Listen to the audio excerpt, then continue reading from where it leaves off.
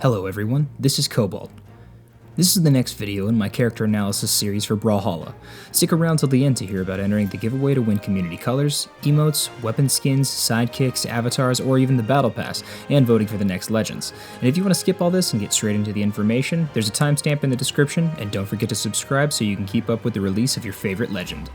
In these analyses, I wanted to focus solely on the character's signatures. Light attack combos are covered much more in depth than I ever could elsewhere and function pseudo-comparably for all characters of that weapon class. So I'm not going to be discussing the general neutral of the character with their weapons unless it pertains in some way to their signatures. Firstly, I want to give clear descriptions of the terminology I'll be using. Startup frames are the amount of frames that happen after a move has begun until the first hitbox of the move becomes active. Active frames are the duration of frames that the move contains hitboxes that can collide with your opponent. FAF, or First Actionable Frame, is the first frame available where your character is able to move again after the move has been started. For all of this data, I use the character's jump to display the first actionable frame. Lastly, on miss refers to the move not connecting with an opponent, and on hit refers to the move making contact with an opponent. I'm going to be doing my analysis today on the next voted in legend, Jhala. Jhala is a villager of the Ikrusk people. They're an incredibly strong, tough, and resilient group of people. Their village was attacked by a dragon rider, and Jhala retaliated by jumping onto his dragon and killing him as her village burned beneath her.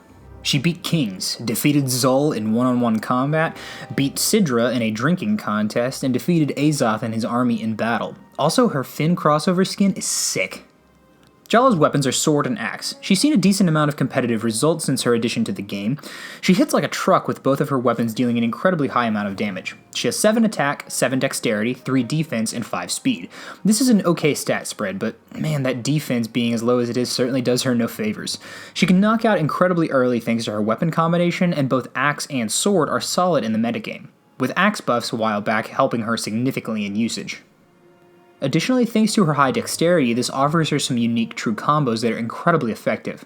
So, do her SIGs help her kit, or do they make it harder on her to succeed? Well, let's find out. Let's start with her sword. Sword side SIG has 24 frames of startup, active frames from 25 to 32 with an FAF of 59. It functions the same on miss as it does on hit. Jhala charges forward with a sword stab. This SIG has a lot of range to it since she jumps forward, but due to this it has slow startup and average FAF. It's a good burst option and punish option from a distance. It can effectively punish whiffed attacks even from a distance thanks to the distance covered by the disjoint. The hitboxes aren't the biggest on the disjoint though, so despite the solid coverage that it offers, there are certain moves that I think could out-prioritize it, though these are probably few and far between. It's a solid SIG that provides her some distance threat coverage. Sword neutral SIG has 16 frames of startup, active frames from 17 to 34 with an FAF of 49. It functions the same on miss as it does on hit. Jhala thrusts her sword high into the air with active hitboxes, and she remains stationary during the duration of the signature. This SIG has some pretty good frame data. It's relatively low on startup and on FAF. It catches opponents jumping and recovering high and has enough active frames to do that well. Additionally, she has a confirm off of downlight into neutral SIG on sword, making D-light an effective early KO option thanks to her good attack and dexterity stats. This combo is definitely a staple of her kit, yielding low risk, high reward true combos, and is one of the reasons that she's been so good competitively. I think that it may have been patched to reduce its combo viability at one point. I remember hearing that, but I looked through the patch note archives and wasn't able to find anything on it, so I may just be misremembering. But overall, it's a great SIG. Sword down SIG has 14 frames of startup, active frames from 15 to 22 with an FAF of 44. It functions the same on miss as it does on hit. Jhala swipes her sword directly in front of her. She remains stationary for the duration of the move. This SIG comes out really fast, the fastest on her kit in fact, and offers her some solid coverage directly in front of her. It has a good FAF as well, and I think that it's honestly a super solid SIG. Gravity canceling it after a downlight can be a solid option depending on the opponent's dodge read. I think that this SIG is really good and has solid coverage in front of her. Next up is her axe. Axe side SIG has 21 frames of startup, active frames from 22 to 32, and 35 to 42 with an FAF of 68.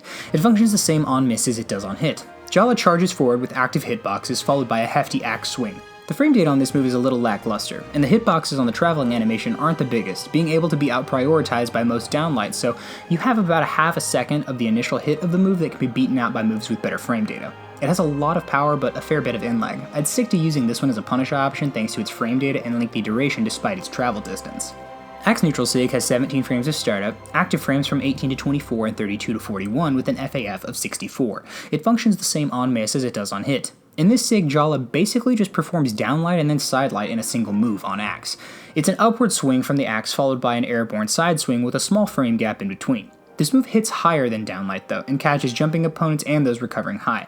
It has good utility on it and okay frame data. It's slightly below average on its startup, but slightly higher than average in terms of its FAF. It's got solid coverage on her kit, though she's nearly grounded again before she's able to move again, which makes it pretty punishable on miss. Axe Down Sig has 16 frames of startup, active frames from 17 to 24 and 28 to 38 with an FAF of 63. It functions the same on miss as it does on hit. Jhala swings her axe around her with active hitboxes surrounding her for a pretty long time. It has pretty good startup at 16 frames and slightly above average FAF. It has comparable frame data to her neutral Sig and has good coverage in front of her. Knocks out super early too. So overall, her SIGs are slightly below average in terms of their frame data. The startup on most of her moves isn't bad, but the FAF on several of them is a little more than you'd really desire. Her sword neutral SIG and down SIG I think are probably her two best SIGs thanks to their low startup, really good coverage, and combo viability. The ability to confirm out of a downline on sword into a kill move coming off of an attack stat like Jhala's is definitely a solid competitively useful tool. Probably a large contributing factor to her viability, honestly. Her defense is incredibly low, meaning that she gets knocked out really early compared to other legends. I think that she can struggle a bit because of this, but because of her kill confirms off of significantly safer moves than most characters have, she can potentially have an easier time securing stocks due to this. She's still a competitively viable character, I think, and I don't think that will change much given the current metagame. Today's code to put down in the comments is Vinland, along with your Twitter handle, or social media of your preference. And if you get that reference, I appreciate it.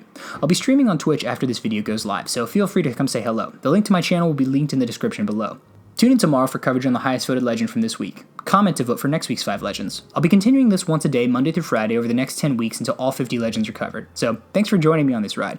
Don't forget to subscribe so you don't miss the release of your favorite legend, and hope to see you back for the next one. Once again, I'm Cobalt, and thanks for watching.